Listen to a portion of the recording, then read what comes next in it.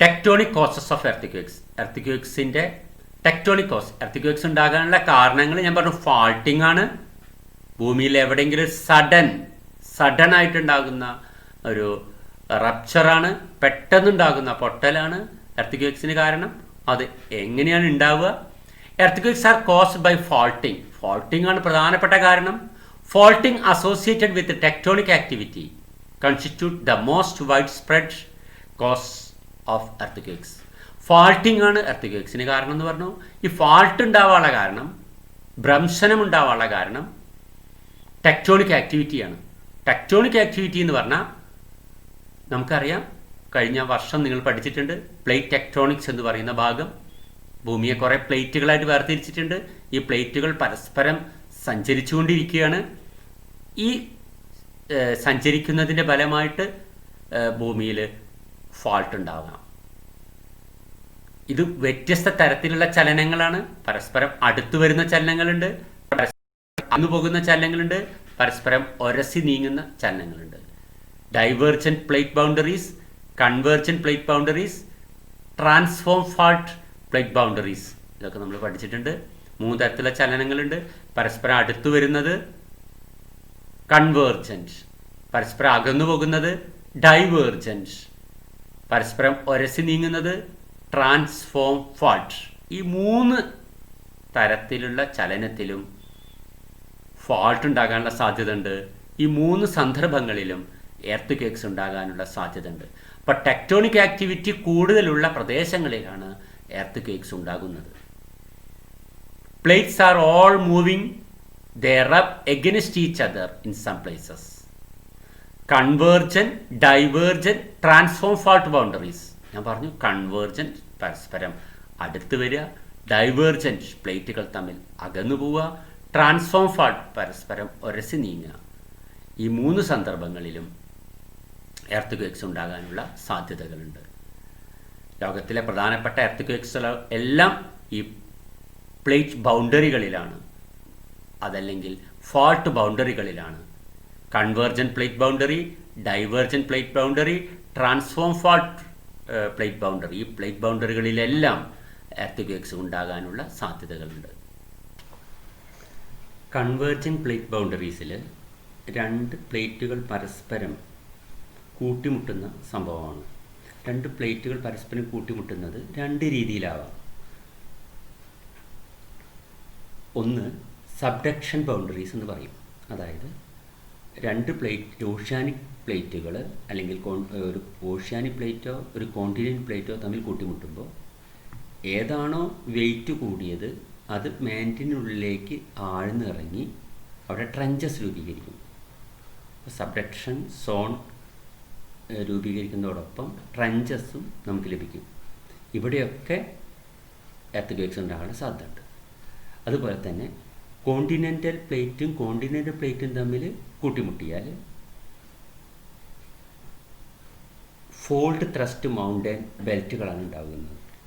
ഇത്തരം സന്ദർഭങ്ങളിലും എർത്ത്ക്വേക്സ് ഉണ്ടാകാനുള്ള സാധ്യത ഉണ്ട്. അതുകൊണ്ട് തന്നെ നമ്മുടെ ഇന്ത്യൻ പ്ലേറ്റും യൂറേഷ്യൻ പ്ലേറ്റും തമ്മിൽ കൂട്ടിമുട്ടുന്ന ഹിമാലയ പ്രദേശങ്ങളിൽ എർത്ത്ക്വേക്സ് സാധാരണമാണ്. ഇപ്പോൾ പരസ്പരം ഒരസി നീങ്ങുന്ന ചലനത്തിന് ഉദാഹരണമാണ് San Andreas fault. San Andreas fault earthquakes ഉണ്ടാകാൻ സാധ്യതയുള്ള സ്ഥലമാണത്. പരസ്പരം അടുത്ത് വരുമ്പോൾ ആഴമുള്ളത് ഭൂമിക്കടിയിലേക്ക്, ആഴമുള്ള ഫലകം ഭൂമിക്കടിയിലേക്ക് താണുപോകും. അങ്ങനെ ട്രഞ്ചസ് ഉണ്ടാകും. അതാണ് പെറു ചിലി ട്രഞ്ച്. ഇഷ്ടംപോലെ ട്രഞ്ചുകളെ കുറിച്ച് കേട്ടിട്ടുണ്ടാവും. 2 പ്ലേറ്റുകൾ, 2 ഓഷ്യാനിക് പ്ലേറ്റുകൾ പരസ്പരം അടുത്ത് വരുമ്പോൾ ഭാരമുള്ളത് മാൻറ്റിലേക്ക് ആഴ്ന്നു പോയിട്ട് ഇറങ്ങും. ആ ഇറങ്ങുന്ന ട്രഞ്ചിനെ പറയുന്ന പേരാണ്, ഉദാഹരണമാണ് Peru Chile trench, Mariana trench, Challenger ഗർത്തം, ഇങ്ങനെ കുറേ കേട്ടിട്ടുണ്ടാവും. ഈ സ്ഥലങ്ങളിലൊക്കെ എർത്ത്ക്വേക്സ് ഉണ്ടാകാനുള്ള സാധ്യതകളുണ്ട്. അതുപോലെ 2 പ്ലേറ്റുകൾ പരസ്പരം അകന്നു പോകുമ്പോൾ പുതിയ ഓഷ്യാനിക് ക്രസ്റ്റ് ഉണ്ടായി വരും.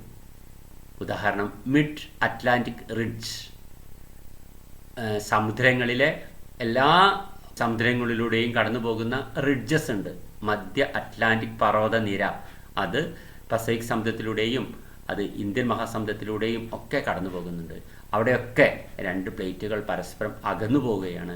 മാൻഡിൽ നിന്നും പുതിയ മാഗ്മ മുകളിലേക്ക് വരികയും അങ്ങനെ പുതിയ ക്രസ്റ്റ് ഉണ്ടാവുകയും ചെയ്യുന്ന സാഹചര്യമാണ്.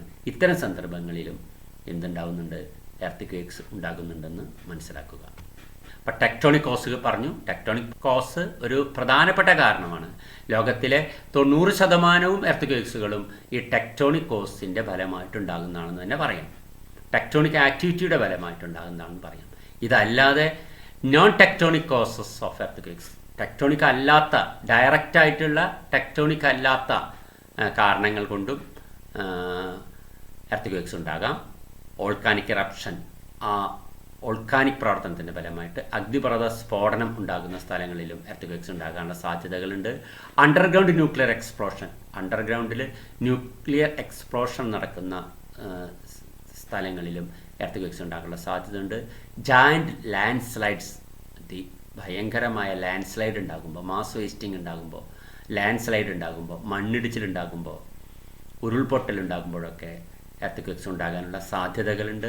ഇമ്പാക്റ്റ് ഓഫ് ഹ്യൂജ് മീറ്റിയോറൈറ്റിൻ്റെ അതിശക്തമായിട്ടുള്ള ഇമ്പാക്റ്റ് കൊണ്ട് ഭൂമിയിൽ വന്ന് പതിക്കുന്നതിൻ്റെ ഫലമായിട്ട് എർത്ത് ക്വേക്സ് ഉണ്ടാകാനുള്ള സാധ്യതകളുണ്ട്. എക്സ്കവേഷൻ ഇൻ മൈൻസ്, എക്സ്കവേഷൻ, പര്യവേഷണം, മൈൻ പര്യവേഷണം, ഖനികളെ കണ്ടെത്താനുള്ള പര്യവേഷണം ഒരു പക്ഷേ എർത്ത് ക്വേക്സിന് കാരണമാകാം. The filling of large reservoirs behind dams, നമ്മൾ ഡാം നിർമ്മിക്കുമ്പോഴൊക്കെ റിസർവോയർ ഉണ്ടാക്കുമ്പോൾ അതിൻ്റെയൊക്കെ വെയിറ്റ്, അതിൻ്റെയൊക്കെ സാന്നിധ്യം എർത്ത് ക്വേക്സിന് ഒരു കാരണമാകാം. റിസർവോയർ ഇൻഡ്യൂസ് സിസ്മിസിറ്റി, അതാണ് reservoir induce seismicity. Reservoir earth quakes ഉണ്ടാകാനുള്ള ഒരു കാരണമാകാം. 90% നമുക്കങ്ങനെ ഉറപ്പിക്കാൻ സാധ്യമല്ല, എങ്കിലും ചില സ്ഥലങ്ങളിലൊക്കെ അങ്ങനെ സാധ്യതകൾ ഉണ്ടായിട്ടുണ്ട്. Koyna earthquakes reservoir induced സിസ്മിസിറ്റിയാണ്. പക്ഷെ അത് എല്ലായിടത്തും നമുക്ക് ഉറപ്പിക്കാൻ സാധ്യമല്ല. റിസർവോയറും ഒരു എർത്ത് ക്വേക്സ് ഉണ്ടാകാനുള്ള കാരണങ്ങളിൽ ഒന്നാണ്. അത് നോൺ ടെക്ടോണിക്കായ കാരണങ്ങളിൽ ഒന്ന് മാത്രം എന്ന് മനസ്സിലാക്കുക. വർക്കിംഗ് ഓഫ് ഹെവി മെഷീനറീസ്, വളരെ അതിശക്തമായിട്ടുള്ള വലിയ മെഷീനറീസ് വർക്ക് ചെയ്യുമ്പോൾ ഇൻഡസ്ട്രിയൽ ഏരിയയിലൊക്കെ ചെയ്യുന്ന സമയത്തും ചെറിയ രീതിയിലുള്ള എർത്ത് ക്വേക്സ് ഉണ്ടാകാനുള്ള സാധ്യതയുണ്ട്. അപ്പം നോൺ ടെക്ടോണിക് ആയിട്ടുള്ള എർത്ത് ക്വേക്സ് അതിനുള്ള പോയിന്റുകളാണ്: volcanic eruption, underground nuclear explosion, giant land slides, impact of huge meteorites, the excavation in mines, the filling of large reservoirs behind dams, reservoir induce seismicity RIS, working of heavy machineries in industries. ഇതിന് പുറമെ കുന്നിടിക്കൽ, മണലെടുപ്പ് തുടങ്ങിയിട്ടുള്ള അതിശക്തമായിട്ടുള്ള നഗരവൽക്കരണങ്ങൾ, ഇതെല്ലാം ഒരു പരിധിവരെ earth quakes ഉണ്ടാകാനുള്ള non tectonic കാരണങ്ങളിൽ പെടുന്നതാണ്. Earth quakes and plate tectonics, ഇത് വിശദമായിട്ട് നമ്മൾ നേരത്തെ വിശദീകരിച്ചതാണ്. പ്ലേറ്റ് ടെക്ടോണിക്സും എർത്ത് ക്വേക്സും തമ്മിൽ വളരെയധികം ബന്ധമുണ്ട്. നമുക്കറിയാം, ഭൂമിയെ കുറേ പ്ലേറ്റുകളായിട്ട് വേർതിരിച്ചിട്ടുണ്ട്. ഈ പ്ലേറ്റുകളെ വിളിക്കുന്ന പേരാണ് ലിത്തോസ്ഫിയർ പ്ലേറ്റ്. ഈ പ്ലേറ്റുകൾ പരസ്പരം സഞ്ചരിച്ചു കൊണ്ടിരിക്കുന്നുണ്ട്. വർഷത്തിൽ 4-5 സെൻറ്റിമീറ്റർ ഈ പ്ലേറ്റുകൾ ചലിച്ചു കൊണ്ടിരിക്കുന്നുണ്ട്. ഈ പ്ലേറ്റുകൾ തമ്മിൽ അടുത്ത് വരുന്ന ചലനമുണ്ട്. അപ്പോൾ അങ്ങനെയാണെങ്കിൽ അത് അടുത്ത് വരുമ്പോൾ അത് കൂട്ടിമുട്ടും, അപ്പോഴും എർത്ത് ക്വേക്സ് ഉണ്ടാവാം. അകന്നു പോകുമ്പോൾ പുതിയ ക്രസ്റ്റ് അടിയിൽ നിന്നുണ്ടായി വരും, അപ്പോഴും എർത്ത് ക്വേക്സ് ഉണ്ടാകാം. പരസ്പരം ഉരസി നീങ്ങുക, ട്രാൻസ്ഫോം ഫാൾട്ട്, അപ്പോഴും എർത്ത് ക്വേക്സ് ഉണ്ടാകാനുള്ള സാധ്യതയുണ്ട്. The distribution and frequency of earthquakes is referred to as seismicity. Seismicity എന്ന് പറഞ്ഞാൽ distribution and frequency of earthquakes is referred to as seismicity. ഇതിൻ്റെ ഡിസ്ട്രിബ്യൂഷൻ, എവിടൊക്കെയാണ് എർത്ത് ഉള്ളത്, അത് ഏതൊക്കെ എന്താ പറയുക ഫ്രീക്വൻസിയിലാണ് ഇത് കാണപ്പെടുന്നത്, അതിനെക്കുറിച്ചിട്ട് പറയുന്ന വാക്കാണ് seismicity. Some earth occur within plates and these are called intraplate earth.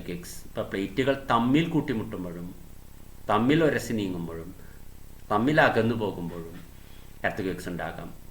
അതിന് പുറമെ വിത്തിൻ ദ പ്ലേറ്റ്, ഒരു പ്ലേറ്റിനുള്ളിൽ, ഇപ്പോൾ ഇന്ത്യൻ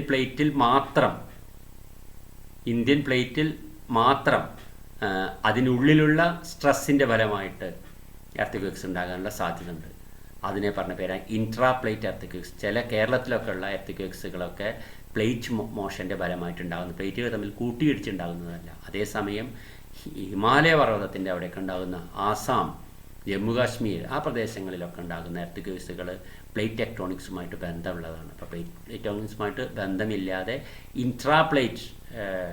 ഡയറക്റ്റായിട്ട് ബന്ധമില്ലാതെ ഇൻട്രാപ്ലേറ്റ് എർത്ത് ഉണ്ടാകാറുണ്ട്. പ്ലേറ്റിനുള്ളിലെ പല വലിവ്, കംപ്രഷൻ, ടെൻഷൻ ഫലത്തിൻ്റെ ഫലമായിട്ടും എർത്ത് ഉണ്ടാകാറുണ്ട്. അതാണ് ഇൻട്രാപ്ലേറ്റ് എർത്ത് എന്ന പേരിൽ അറിയപ്പെടുന്നത്.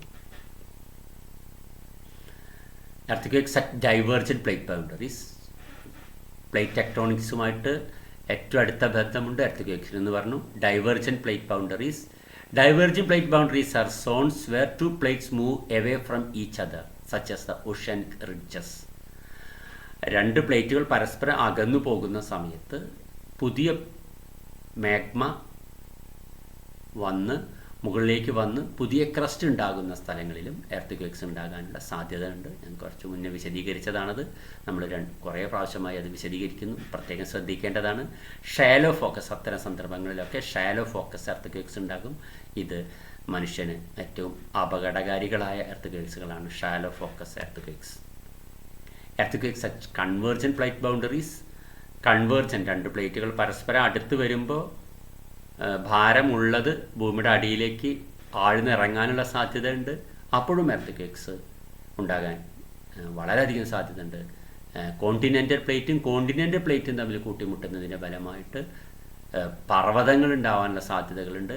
അപ്പോഴും അതിൻ്റെ സമീപ പ്രദേശങ്ങളിലൊക്കെ എർത്ത് ഉണ്ടാകാനുള്ള സാധ്യതകൾ വളരെ കൂടുതലാണ്. ഇന്ത്യൻ പ്ലേറ്റും യൂറേഷ്യൻ പ്ലേറ്റും തമ്മിൽ, രണ്ടും കോണ്ടിനെൻ്റൽ പ്ലേറ്റാണ്.